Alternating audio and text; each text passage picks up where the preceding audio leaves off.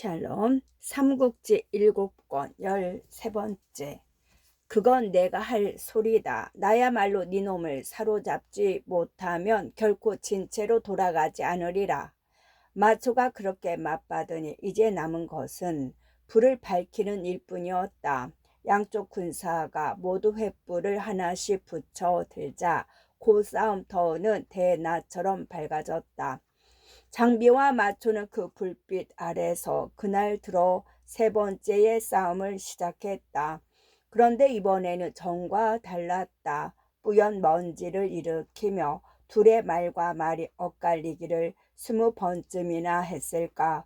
문득 마초가 힘에 붙인 듯 말머리를 돌려 달아나기 시작했다. 이놈 어디로 도망가려느냐.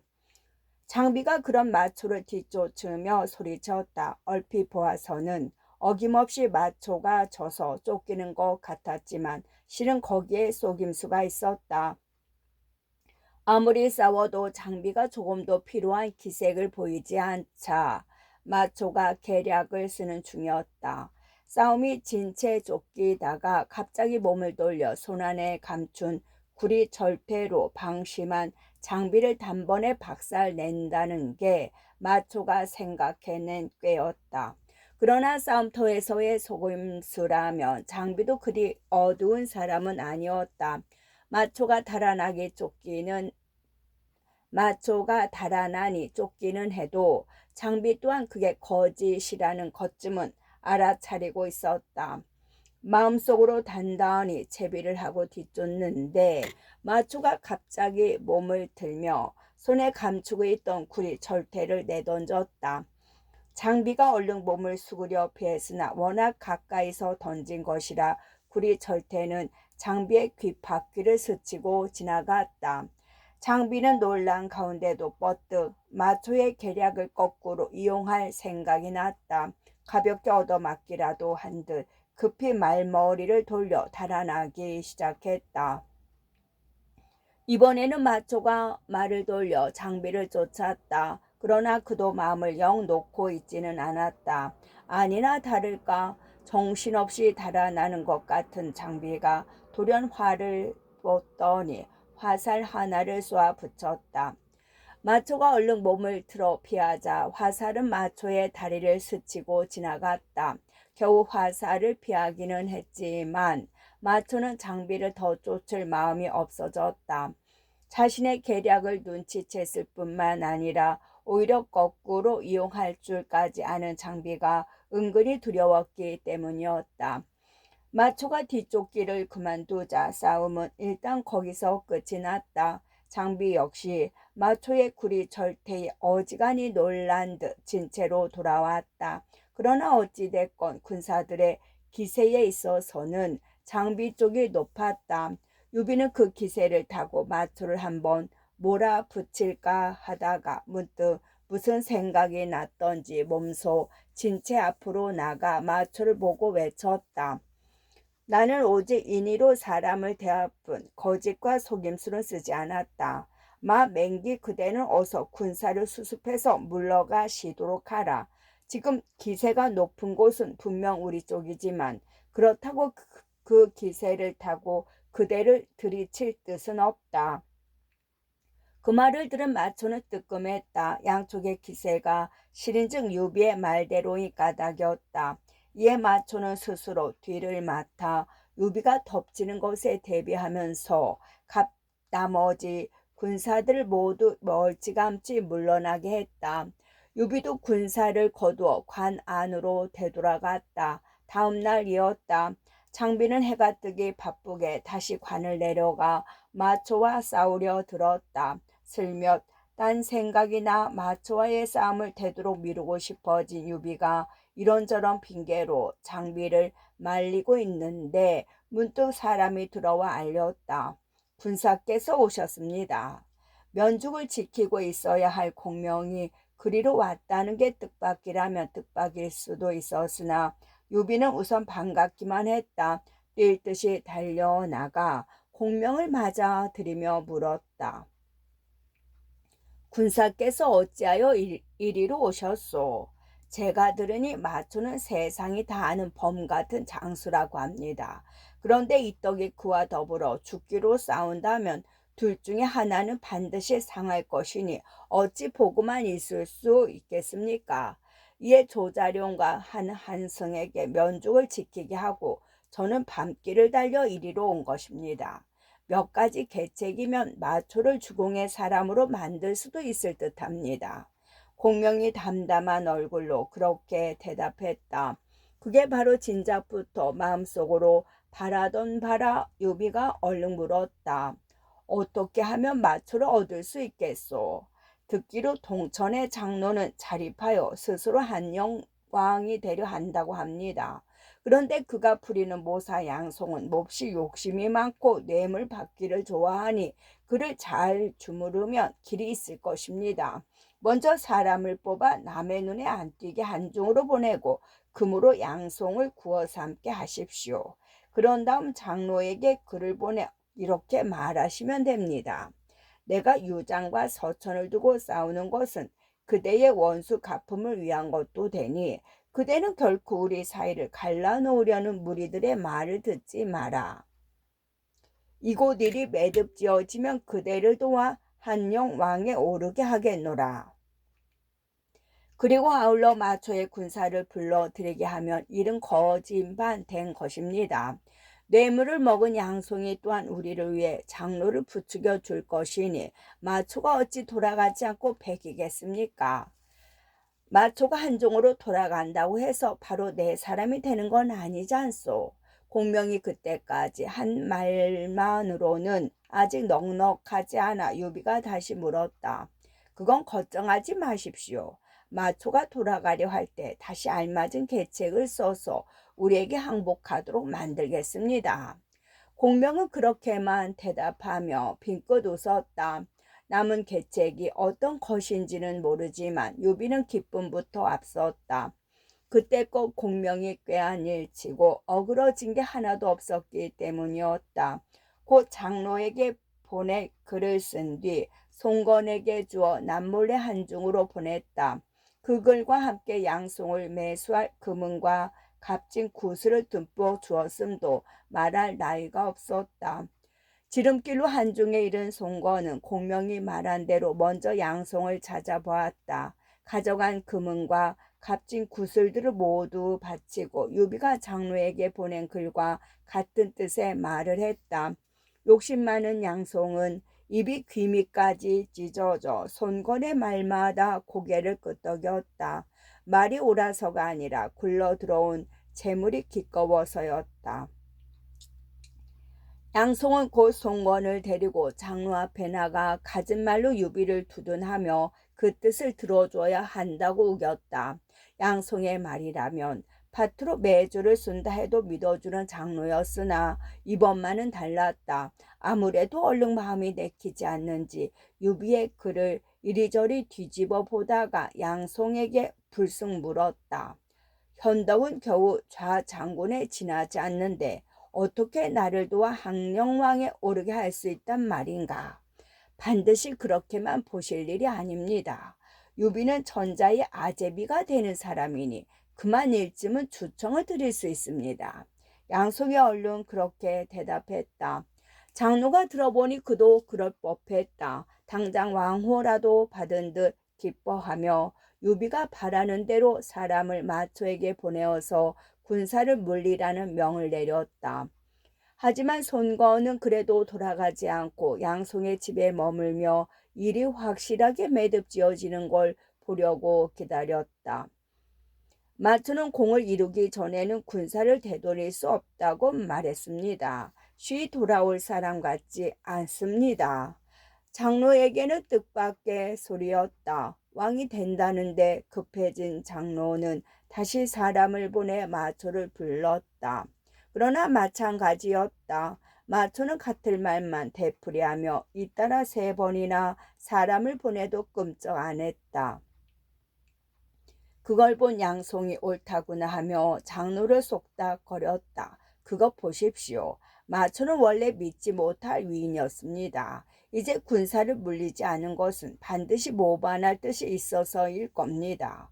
그러고는 한편으로 사람을 시켜 유언비어를 이리저리 퍼뜨렸다. 마초는 서천을 빼앗아 스스로 조광이 되려 한다. 그렇게 하여 아비와 자식의 원수를 갚으려 들 뿐 한중의 신하 노릇을 할 마음은 없다. 처음부터 장로에게 들어가라고 지어낸 말이라 그것은 곧 장로에게 전해졌다. 그 소리를 들은 장로는 놀랐다. 그래도 믿을 사람은 너밖에 없다는 듯 양송을 불러놓고 걱정스레 물었다. 마초가 딴 뜻을 품고 있다니 어찌하면 좋겠는가. 양송이 가장 꽤 많은 채 한 가지 계책을 내놓았다. 먼저 사람을 마초에게 보내 이렇게 이르십시오. 네가 굳이 공을 이루려 한다면 한 달 말미를 줄 것이니 이 세 가지를 모두 이루도록 하라. 첫째는 서천을 뺏는 것이요, 둘째는 유장의 목을 가져오는 것이며 셋째는 유비의 형주 군사를 무찌르는 것이다. 만약 이 세 가지를 모두 해낸다면 크게 상을 내릴 것이나 해내지 못할 때는 네 목을 바쳐야 할 것이다. 그리고 한편으로는 장위에게 군사를 주어 가맹관에서 이곳으로 오는 길목들을 굳게 지키라 하십시오. 장위라면 마초가 변을 일으켜도 잘 막아낼 수 있을 겁니다. 전부터 틈만 나면 마초를 해치려고 마음먹고 있던 양송의 계책이라 빈틈이 없었다. 왕이 될 욕심으로 마음이 급해질 대로 급해진 장로도 기꺼이 거기 따랐다. 그 사람을 마초에게 보내 양송이 말한 세 가지를 전하게 했다. 한편 장로의 사자로부터 그 세 가지 조건을 전해받은 마초는 크게 걱정이 되었다. 어째서 일이 이렇게 되었단 말이냐. 내가 무슨 재주로 한 달 안에 이 세 가지 일을 모두 해낼 수 있겠는가. 그렇게 단식하며 마하대를 불러 말했다. 안 되겠다. 장로가 정이 이렇게 나온다면 군사를 물려 되돌아가는 수밖에 없겠다. 마대 또한 달리 뾰족한 수가 있을 리 없었다. 말없이 고개를 끄덕이고 마초를 도와 군사를 물릴 채비에 들어갔다. 마초가 돌아오려 한다는 소문을 듣자 양송은 다시 그 다음 일을 시작했다. 사람을 풀어 새로운 유언비어를 퍼뜨리는 일이었다. 마초가 군사를 되돌려 오는 것은 반드시 딴 뜻이 있어서일 겁니다. 마초가 돌아오면 한중에는 큰 난리가 난다. 그 말은 이번에도 어김없이 장로의 귀에 들어갔다. 놀란 장로가 장위에게 엄히 방비하란 영을 내리니 장위는 군사를 7 갈래로 나누어 험한 길목마다 굳게 지키며 마초를 받아들이지 않았다. 그러자 마초는 오도 가도 못하는 지경에 빠지고 말았다. 어떻게 해볼 도리가 없어 한숨만 푹푹 내쉬고 있었다. 풀어놓은 사람들을 통해 마초의 그 같은 저지를 전해들은 공명이 유비를 찾아보고 말했다. 이제 마초는 나가지도 물러나지도 못하는 지경에 빠졌습니다. 제가 한번 마초의 진체를 찾아보고 새치 썩지 않는 혀로 마초를 달래 주공께 항복하도록 권해보겠습니다. 그러자 유비가 걱정스레 대꾸했다. 선생은 제게 발다리같이 요긴하고 가슴이나 배처럼 중한 분이시오. 만약 마초를 찾아갔다가 일이 잘못되면 어떻게 하실 작정이오? 제가 다 헤아려 둔 바가 있습니다. 걱정 말고 기다리시면 반드시 마초를 데려와 주공 앞에 무릎 꿇게 하겠습니다. 공명은 그렇게 장담하며 굳이 마초를 찾아가려 했다. 그러나 유비는 아무래도 마음이 놓이지 않는지 거듭 공명을 말리며 보내주지 않았다. 유비가 워낙 붙들며 놓아주지 않자 공명은 얼른 떠날 수 없었다. 그래저래 며칠이 지났을 때 문득 사람이 달려와 알렸다. 조 장군께서 추천하는 글과 함께 선비 한 사람을 보내셨습니다. 유비가 그 선비를 불러들여 보니 다름 아닌 이회였다. 건영 유원 사람으로 자를 덕양으로 썼는데 그동안 유장 밑에서 일하다가 이번에 조자룡에게 투항한 사람이었다. 유비는 이회가 서천에서 벼슬살이할 때 유장이 유비를 불러들이려 하자 그가 나서 말린 일을 알고 있었다. 그걸 꾸짖기 위해서라기보다는 그런 사람이 자기에게로 돌아선 까닭이 궁금해서 물었다. 내가 듣기로 공은 전에 유장에게 나를 불러들이지 말라고 권했다 했소. 그런데 이제 무슨 까닭으로 나에게 돌아서시었소? 이해가 조금 더 움츠러드는 기색 없이 대답했다. 옛말에 이르기를 좋은 새는 나무를 가려 깃들이고 밝은 신하는 주인을 골라 섬긴다 했습니다. 제가 전에 유장에게 그렇게 권한 것은 신하된 사람으로서의 정성을 다하고자 함이었지요. 허나 유장은 그걸 듣지 않았으니 그가 망한 것은 뻔한 이치가 아니겠습니까? 거기에 비해 이제 장군은 우리 족당에 널리 어지심과 덕을 베풀고 계십니다. 따라서 반드시 뜻하신 바를 이루실 거라 믿고 이렇게 찾아온 겁니다. 유비가 들어보니 세력을 따라 절세처럼 옮겨 다니는 하찮은 무리와는 뜻이 달라 보였다. 이에 새삼 공경하는 몸가짐을 취하며 물었다. 선생께서 이렇게 오신 것은 반드시 제게 도움을 주시려 함인 줄 알고 있소이다. 이제 어떻게 저를 도와주시겠소? 지금 마초는 오도 가도 못할 어려운 지경에 빠져 있습니다. 다행히 제가 농서에 있을 때 그와 한번 사귄 적이 있기에 그를 찾아가 장군께 항복하도록 달래보고 싶습니다. 장군의 뜻은 어떠십니까? 이회가 별로 망설이는 기색 없이 그렇게 대답했다. 곁에 있던 공명이 그런 이회를 보고 말했다. 그거 참 고마운 말씀입니다. 마침 저를 대신해 마초를 찾아갈 사람을 구하고 있던 참입니다. 그런데 선생께서는 마초를 만나 어떻게 될래 작정이십니까? 그러자 이회는 공명의 귀에 대고 한동안 무엇라고 소리 죽여 말했다. 듣고 난 공명은 몹시 기뻐하며 그날로 이회를 마초에게 보냈다. 마초의 진체에 이른 이회는 먼저 자신의 이름부터 디물게 했다. 이회란 사람이 찾아왔다는 소리를 듣자 마초는 대뜸 중얼거렸다. 나는 이회가 매우 말 잘하는 사람임을 알고 있다. 이제 틀림없이 나를 달래러 왔을 것이다. 그러고는 군사 20명을 불러 영을 내렸다.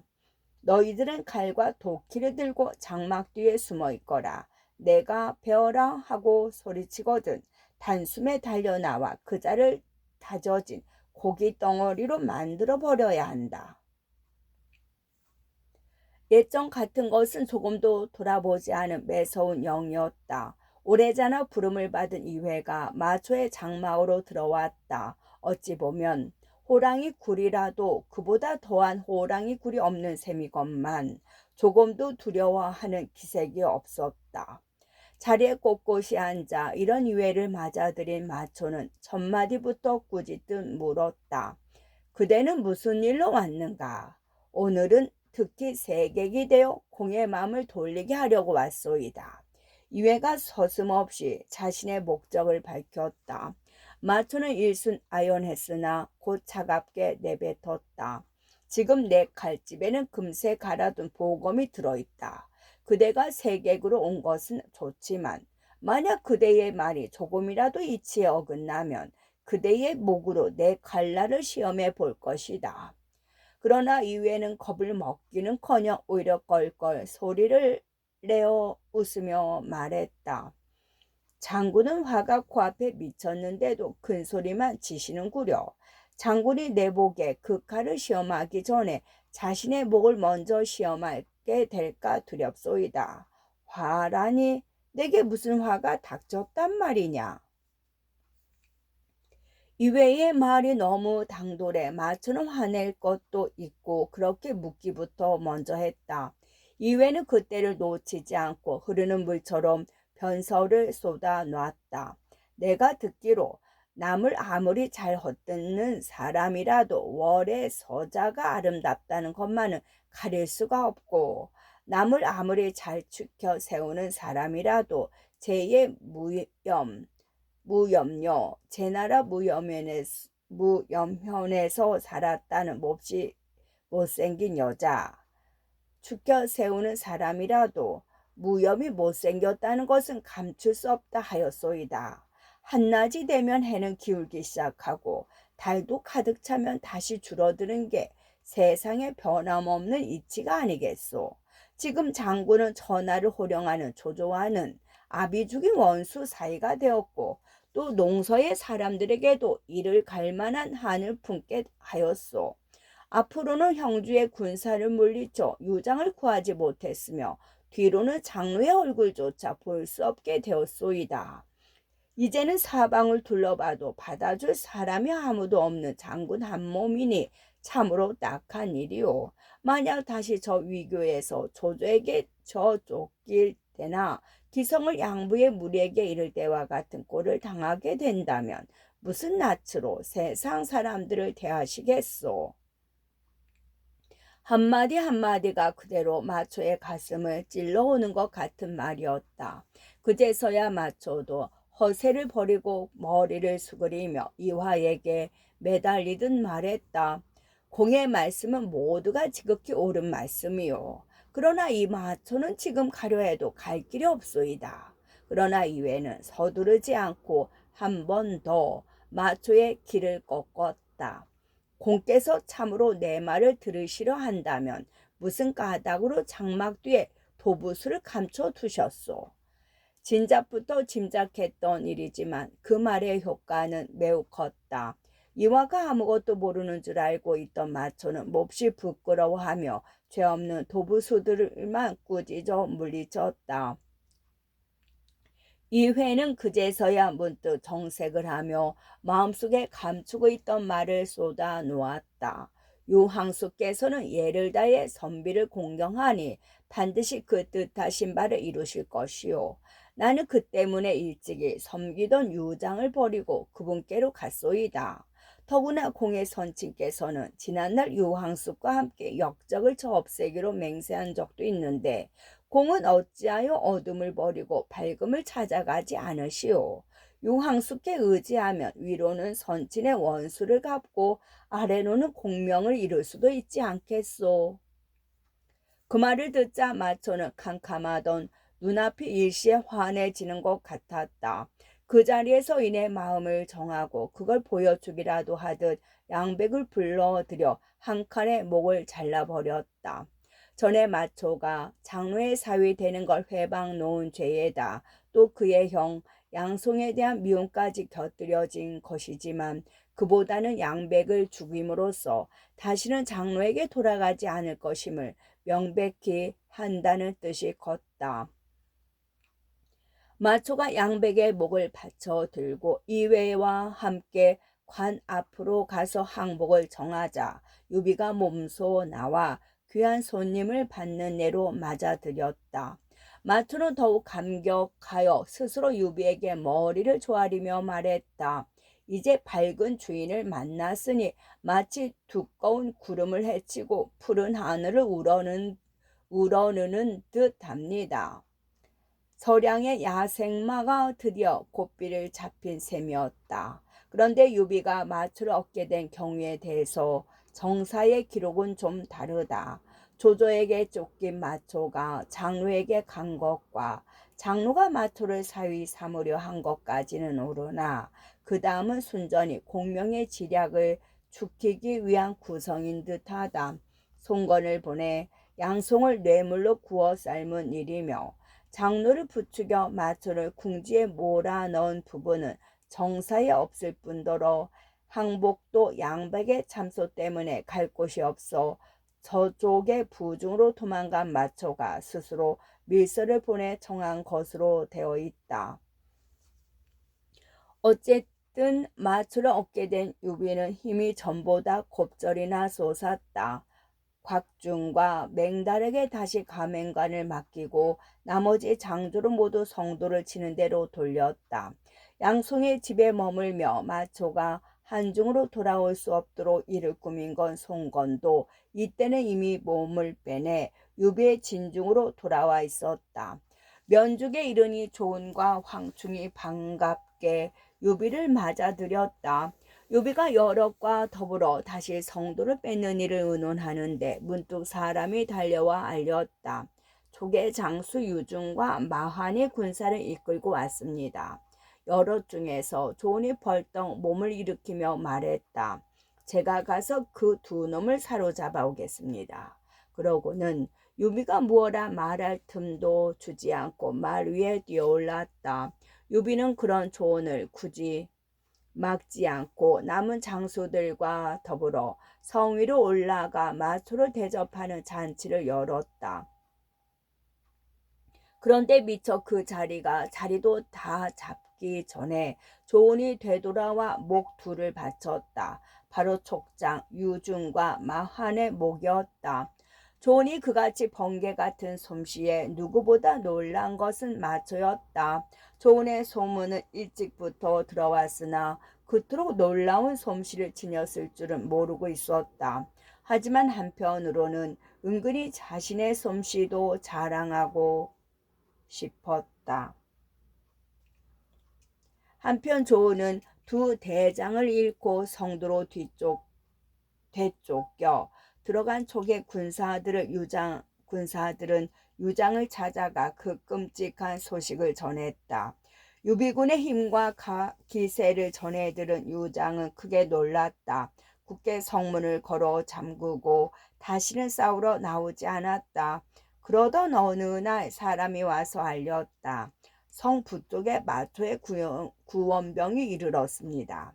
아직 마초가 유비에게 항복한 걸 모르고 하는 소리였다. 그러나 유장은 왠지 선뜻 성문을 열고 마초를 받아들이고 싶지 않아 우선 북쪽 성벽 위에 올라가 살펴봤다. 과연 마초가 아우 마대와 말머리를 나란히 하고 서 있다가 성벽 위를 쳐다보며 크게 소리쳤다. 유계옥은 잠시 얼굴을 내미시오. 내가 꼭 드릴 말씀이 있소이다. 나는 여기 있소. 마 맹길은 내게 어떤 가르침을 내리려 하시오.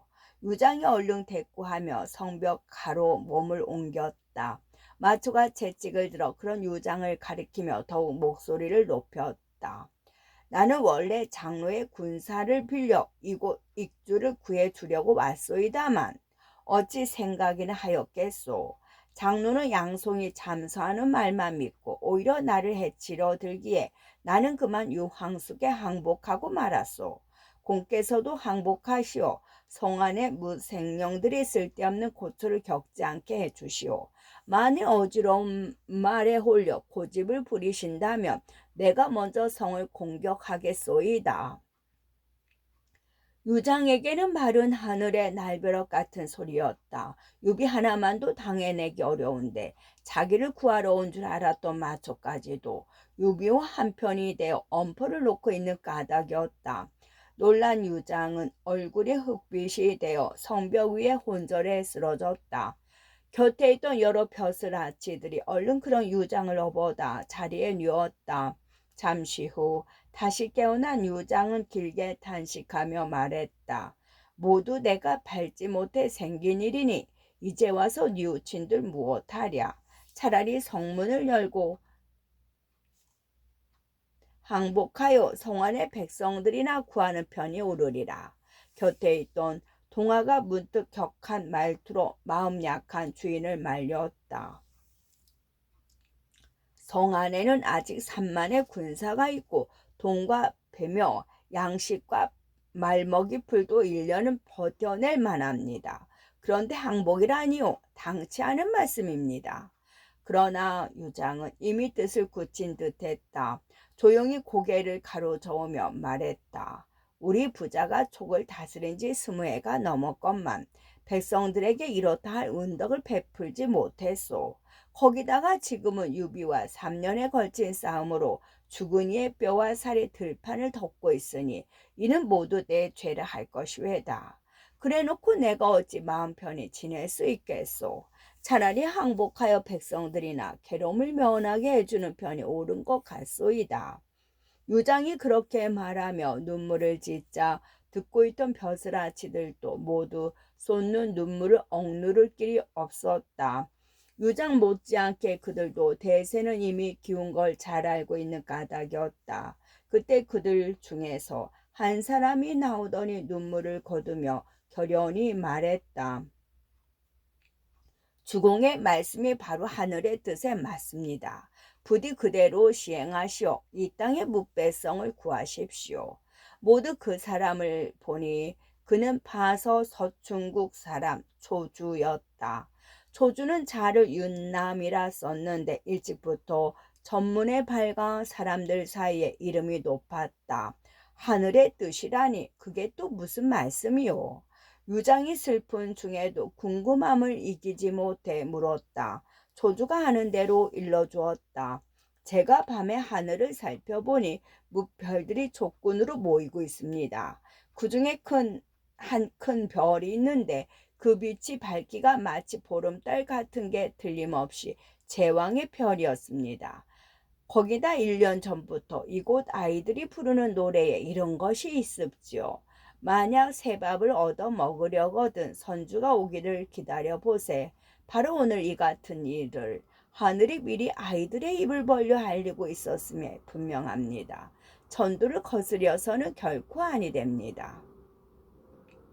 이미 항복할 뜻을 굳힌 유장은 그 말을 듣고도 별다른 표정이 없었으나 전부터 유비와 싸우기만을 권해온 황권과 유파는 몹시 노했다. 둘이 한꺼번에 칼을 빼들며 초조를 목베려 했다. 유장이 오히려 그런 두 사람을 말리고 있는데 갑자기 사람이 들어와 급한 소식을 알렸다. 족군 대수 허정이 성을 빠져나가 유비에게 항복해 버렸습니다. 그 소리를 듣자 유장은 더욱 가슴이 미어지는 것 같았다. 믿었던 사람들이 하나둘 떨어져 나가는 게 그 무엇보다 괴로웠다. 참지 못한 유장이 크게 소리내어 울며 부중으로 돌아가는 바람에 그날의 항복 논의는 흐지부지 끝나고 말았다. 다음 날 되었다. 아침 일찍 유장에게 이런 정갈이 들어왔다. 유황숙이 막빈 간홍을 보내왔습니다.